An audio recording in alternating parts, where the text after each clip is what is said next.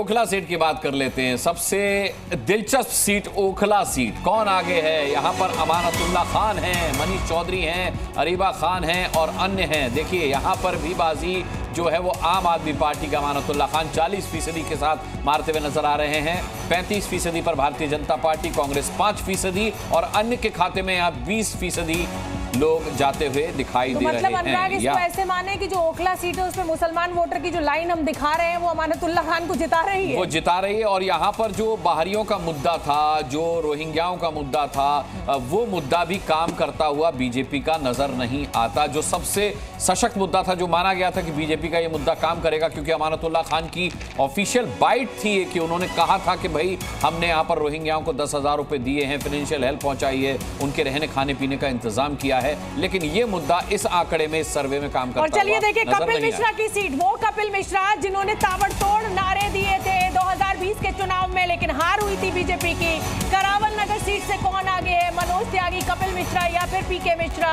यहाँ पर आम आदमी पार्टी को 30%, बीजेपी 60%, यानी कपिल मिश्रा की सीट जो है वो बीजेपी के फेवर में जाती हुई दिखाई दे रही है। ताबड़तोड़ नारे देते हैं, ताबड़तोड़ बातें करते हैं और बिल्कुल जिसे कहा जाए कि खुलकर कुछ भी बोल देते हैं। हालांकि आम आदमी पार्टी का इसको गेन होता हुआ नहीं दिखाई दिया है, जो 2020 के चुनाव में होता हुआ दिखाई दिया था आम आदमी पार्टी को। यहाँ पर करावल नगर सीट जो है वो कपिल मिश्रा के हक में जाती हुई दिखाई दे रही है। रामकृपाल जी कैसे देखेंगे इसको? निश्चित रूप से ये तो बिल्कुल ये माना भी जा रहा था कि कपिल मिश्रा जिस तरह से वहाँ पॉपुलर हैं और जिस तरह से वो बढ़ चढ़ के बातें करते, उसका फायदा उनको मिलेगा। और जो आपने एक चीज और दिखाई थी जी, जो दंगों वाली बात आपने की थी ना, उसका जो आंकड़े आ रहे थे कहीं ना कहीं इससे कोरेबोरेट करते हैं।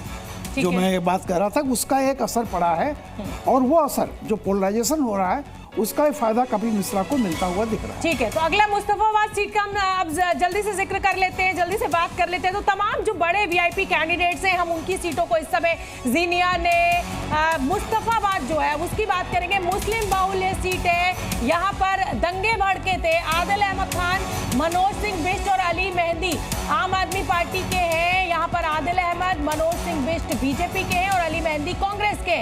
यहाँ पर भी बीजेपी को फायदा होता हुआ दिखाई दे रहा है। यानी दिल्ली में बीजेपी ने जो दंगों का मुद्दा उठाया था, अभिज्ञान, उसका फायदा सीधे सीधे मुस्तफाबाद सीट पे, जो कि मुस्लिम बाहुल्य सीट है, दंगा ग्रस्त क्षेत्र रहा है, वहां फायदा दिख रहा है। रामकृपाल जी ने कहा, मैं 100% उससे सहमत हूँ, क्योंकि पोलराइजेशन का जो एटमॉस्फेयर होता है, हम जानते हैं उसके राजनीतिक निष्कर्ष क्या निकल के आते हैं। तो इस तरह के जो आप लोग के नंबर्स निकल के आ रहे हैं, ये अंततः सही साबित हो सकते हैं कि पोलराइज्ड एटमॉस्फेयर में ये होता ही है, चाहे वो दिल्ली हो या कोई देश। ओबीसी सीट की भी बात कर लेते हैं। ओबीसी कैंडिडेट गोपाल राय, एक पॉइंट जोड़ दें बस, ये बिष्ट साहब वही हैं जो करावल नगर में थे और 5 बार के विधायक थे, जिनको शिफ्ट करा गया। वो दूसरा जी। चलिए बाबरपुर सीट की बात कर लेते हैं। बाबरपुर सीट पर कौन आगे? गोपाल राय यहाँ मैदान में है, अनिल वशिष्ठ है, हाजी मोहम्मद, इशराक खान यहाँ पर है। अब देखिए यहाँ पर 46% के साथ आम आदमी पार्टी आगे है, 44% के साथ यहाँ पर बीजेपी आगे है और 10% कांग्रेस के खाते में जाता हुआ दिखाई दे रहा है।